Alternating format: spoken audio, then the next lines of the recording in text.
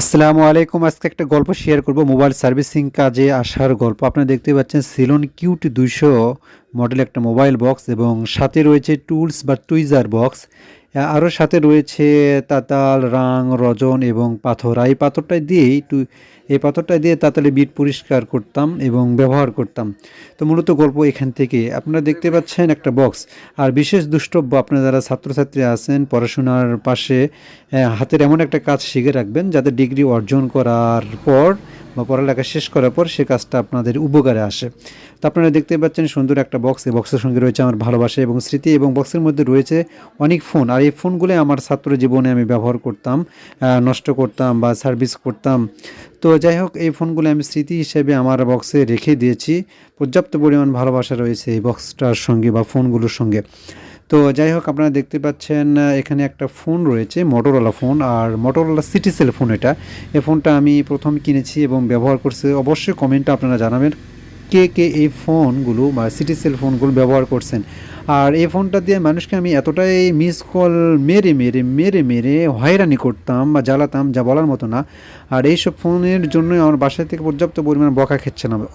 এখনও কিন্তু এই ফোনটা চালু রয়েছে। তো আপনারা কে কে এই ফোনটা ব্যবহার করছেন অবশ্যই কমেন্ট বক্সে জানাবেন। এরপর দেখতেই পাচ্ছেন নোকিয়া 1100 মডেল। এই ফোনটা আমার মাথা গরম করে দিত, চার্জ উঠতো না, নট চার্জিংয়ে। তো টুইজার দিয়ে সারাদিন এটা আমি খুলতাম, আর রাং রজন মেরে মেরে ঘুষে ঘুষে আমি চার্জ উঠাইতাম এবং সার্ভিস করতাম। তো এরপরে দেখতে পাচ্ছেন যে সিলওয়ান কিউটি 200 মডেল একটা ফোন। আর এই ফোনটা কেনার বিশেষ কারণ হচ্ছে ওই সময় 2G ছিল, বিশেষ করে 2006 সালে 2G নেট ছিল। তো 2G নেট ব্যবহার করার জন্য এই ফোনটা আমি কিনেছিলাম। আর বিশেষ করে এখান থেকে আমি টাইপিং কাজ শিখেছি মূলত এই ফোনটা থেকেই। এরপর দেখতে পাচ্ছেন মোটরোলা একটা সেট। ফোনটা কেনার পর 8 দিন পর আমার ব্যাক কভার এবং সিম স্লট নষ্ট হয়ে যায় বা ভেঙে যায়।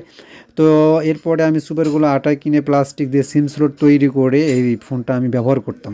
তো এরপরে দেখতে পাচ্ছেন ঝাঁকানাকা একটা চাইনা সেট। এই সেটটা কেনার বিশেষ কারণ হচ্ছে পর্যাপ্ত পরিমাণ সাউন্ড ছিল, অর্থাৎ আমি গান শোনার জন্য ফোনটা কিনেছিলাম ওই বয়সে আর কি যা হয়। তো ফোনটা মোটরসাইকেল থেকে পড়ে যাওয়ার পর ব্যাক কাভার এবং সামনের কাভারগুলো ভেঙে চূর্ণবিন্ন হয়ে যায়। এরপরে আমি সুপারগুলো আটা দিয়ে এবং 7 আপের বোতলের প্লাস্টিক দিয়ে জয়েন করে সার্ভিস করে ব্যবহার করতাম। এরপরে দেখতে পাচ্ছেন গ্রামীণ একটা ফোন। আর এই ফোনটাকে বিশেষ কারণ হচ্ছে কেনার লোগোর জন্য, মানে লোগোটা আমার খুব ভালো লাগতো। এরপরে দেখতে পাচ্ছেন স্যামসং, নোকিয়া, বিভিন্ন ব্র্যান্ডের ফোন আমি ব্যবহার করতাম, নষ্ট করতাম, ঠিক করতাম না। আমার ছাত্র জীবনটা শুধু এর পিছনে আমি ইনভেস্ট করেছি। তো মূলত আমার মোবাইল সার্ভিসিংয়ের কাজে আসার গল্প এইসব ফোন থেকে আমার। আপনারা কেমন কীভাবে এই কাজে আসছেন অবশ্যই জানান।